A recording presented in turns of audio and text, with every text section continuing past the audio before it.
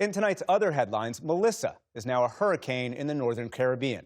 The storm is rapidly intensifying, and the National Hurricane Center warns it will become a major hurricane by tomorrow, bringing catastrophic and life-threatening flash flooding to Jamaica and Haiti.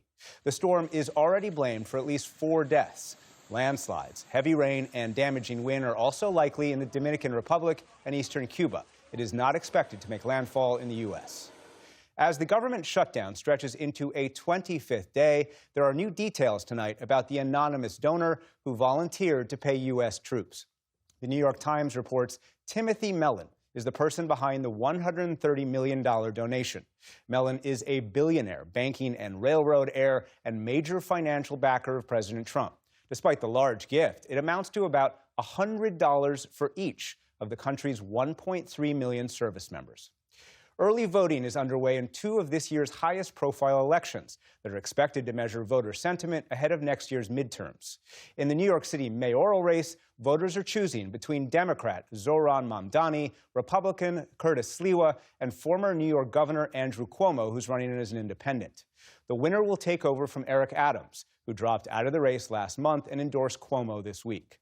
And in the New Jersey governor's race, the cost of living and President Trump's policies have taken center stage.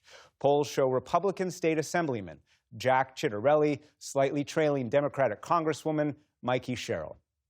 And the demolition of the East Wing of the White House wrapped this week, but plans for the new ballroom that will replace it are far from complete.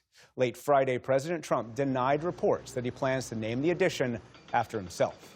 That was fake news. Probably going to call it the Presidential Ballroom or something like that. We haven't really thought about a name yet. The president also said if there were any funds left over after the more than $300 million ballroom is complete, they could help pay for an arch being built across from the Lincoln Memorial for the nation's 250th anniversary. Still to come on PBS News Weekend, the largest crackdown on Christians inside China in years. And we meet a nurse in Uganda who climbs 1,000-foot ladders to save lives.